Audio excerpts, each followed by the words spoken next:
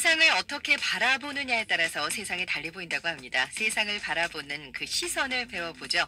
법으로 보는 세상, 송은석 변호사와 함께합니다. 어서 오세요. 네, 안녕하세요.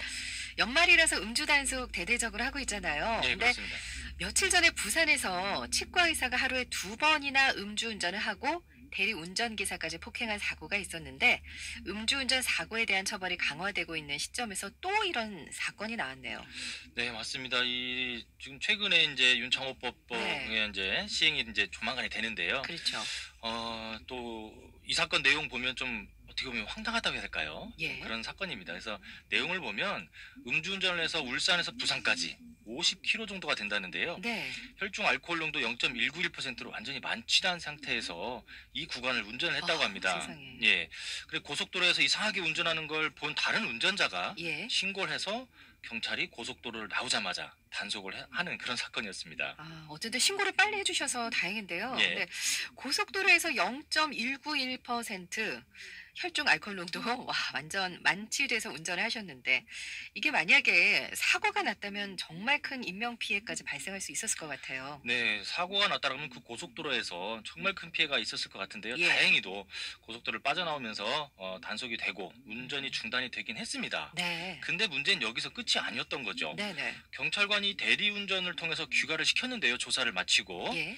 집 주차장까지 도착을 해서 왜 그랬는지 모르겠는데 대리운전기사한테 대리비를 못 주겠다라고 하면서 어. 욕설을 하고 결국에는 대리운전기사까지 폭행을 했다고 하는데요. 예. 그렇게 또 이제 문제가 생기니까 대리운전기사가 내려서 이제 네네. 운행을 하지 않는 상황이 돼버렸는데 이 상황이 되니까 이 치과에서는 또 다시 운전대에 앉아서 차를 몰고 지하 주차장까지 차를 몰고 가서 주차를 했다라고 합니다. 그러니까 음주운전을 한 거죠. 예, 또 예. 음주운전을 하게 된 거죠. 그 시점에 혈중 알코올 농도 수치가 0.182%였다고 하는데 네.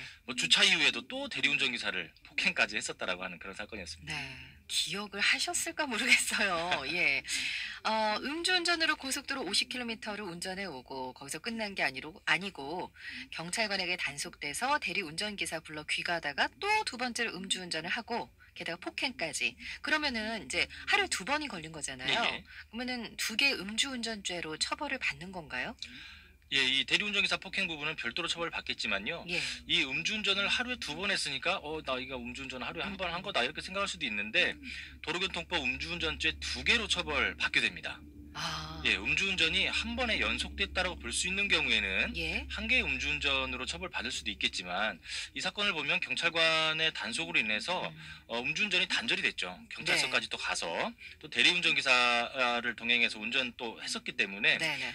운전이 단절이 됐다가 새로이 운전을 다시 시작한 거기 때문에 네. 2개의 음주운전죄로 처벌을 받게 될 것 같습니다. 조심하셔야 되겠는데요. 예. 요즘 왜 다음 달까지 경찰이 대대적인 그 특별 단속을 벌이고 있잖아요. 예. 근데 여기서 음주운전하시고 걸렸는데 만약에 또 걸리시게 되면 이제 2번 걸리시는 거잖아요. 그렇죠. 2번 걸려서 2개의 음주운전 처벌받게 되고 예. 형도 그만큼 중하게 나갈 아, 수밖에 없습니다. 예, 한 잔만 마셔도 안 되는 거 꼭 기억하시기 바랍니다. 자, 다음 사건인데요. 지난 9일 서울 행정법원에서 군대에서 얼굴을 다쳐서 흉터가 남게 된 남자 군인에게도 상해연금을 지급해야 한다라는 판결이 있었다고 하는데 어떤 사건인지부터 좀 말씀을 해주세요. 예, 이게 1995년도에 대위로 군제대한 이 김 씨가 국방부를 상대로 소송을 제기한 사건이었는데요. 예. 그 스토리를 보면 이분이 1989년도에 군복무 도중에 군장을 한 상태에서 행군을 하다가 3m 해변가 밑으로 추락을 하는 사고를 좀 당했었다고 합니다. 네네. 그때 얼굴에 상처도 입고 해서 얼굴에 좀 큰 흉터가 남았던 것 같은데요. 예.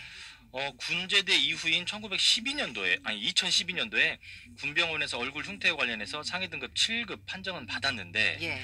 그러고 나서 2017년도에 상위연금 신청을 했습니다. 그런데 국방부에서는 군인연금법을 이 근거로 들면서 남자한테 얼굴 흉터에 대해서는 상위연금을 줄 수 없다라고 하면서 거부 처분을 하니까 행정소송을 제기했던 그런 사건입니다. 남자에게는 줄 수 없다? 예. 그럼 어떤 근거로 남자 군인의 얼굴 흉터에 대해서는 상해연금을 줄 수 없다라고 판단을 한 거예요? 사실 국방부에서도 나름 근거를 가지고 있었습니다. 예. 그 내용을 보면 이 과거의 군인연금법에서 규정을 보면 얼굴에 흉터가 생긴 여자에 한해서 상위연금 대상으로 규정을 하고 있었습니다. 과거에는. 예전에는요. 예. 그런데 2006년도에 이 규정이 남녀 평등상에 문제가 있다라고 보고 네네. 규정을 어떻게 고쳤냐면 외모에 뚜렷한 흉터가 남은 사람으로 바꿔서 예. 남자든 여자든 할 것 없이 외모에 뚜렷한 흉터가 생긴 경우에는 상해연금 대상으로 규정을 바꾼 건데요. 네. 이 사건으로 돌아와서 보면 이 김 씨가 행군하다 얼굴 다친 건 1989년도죠. 그렇죠. 군제대도 이미 1995년도입니다. 했고. 예, 예. 그래서 국방부는 사고도 군인연금법이 개정되기 전인 2006년도 이전이고 군 제대도 2006년도 이전이기 때문에 연금 지급 대상이 아니라고 이렇게 봤던 겁니다. 네네. 그래서 국방부가 이제 이 군인연금법 규정을 그대로 적용하겠다라고 하면서 거절을 한 거고요. 또 소송상 어떤 주장을 했었냐면 외모에 흉터가 있는 여자가 남자보다 사회생활에서 입는 피해가 크다라는 이런 사회적 인식이 과거 예. 법에서 만들어질 때 네. 그런 인식이 있었던 거다. 이런 주장도 했었던 것 같습니다. 그래요. 근데 법원은 국방부 주장을 받아들이지 않고 김 씨 손을 들어줘서 이제 연금 대상이라고 판결을 내린 거잖아요. 예. 이렇게 판단한 근거도 있을 텐데요. 예, 아직 뭐 1심 판단이기 때문에 국방부가 항소를 할 경우요. 결국 어떻게 봐야 될지 좀 보긴 해야 됩니다만은 예, 예. 판결 내용은 이렇습니다. 재판부가 가장 핵심적인 근거로 든 건 헌법상 평등의 원칙이죠. 예. 남녀 평등. 그럼요. 뭐 가장 많이 이제 알고 계신 건데요. 그렇죠. 이 평등의 원칙은 같은 것은 같게 취급할 것을 요구하는 그런 규정인데요. 군인이 공무상 부상으로 해서 장애 상태에 이른 게 맞다면 남자든 여자든 성별에 관계없이 상위연금 수급을 달리 봐야 될 합리적 이유가 없다라고 이렇게 판단했습니다. 네. 국방부 주장에 여자 얼굴에 흉터가 있는 경우에 사회적으로 피해가 크다라는 주장에 대해서 그러면 법원은 뭐라고 했을까요? 법원은 좀 간단히 그 부분을 정리했는데요.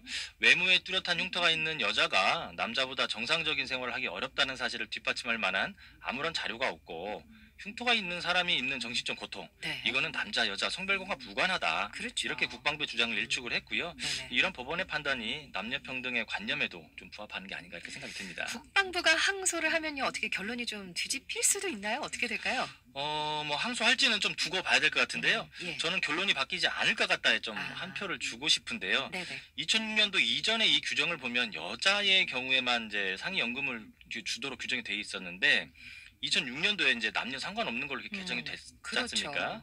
이게 바뀐 이유를 보면 종전 법률 규정이 남녀 평등에 부합하지 않다라는 좀 네. 반성적 의미에 네네. 의해서 개정이 된 것으로 봐야 되기 때문에 이 과거의 반성적 의미로 개정이 됐는데 이걸 불리하게 남자한테 볼 이유가 없거든요. 그렇죠. 그래서 이번 서울 행정법원에서 판단한 것이 네. 대법원까지 가도 유지가 되지 않을까 저는 이렇게 생각이 듭니다. 네, 알겠습니다. 법으로 보는 세상 송은석 변호사와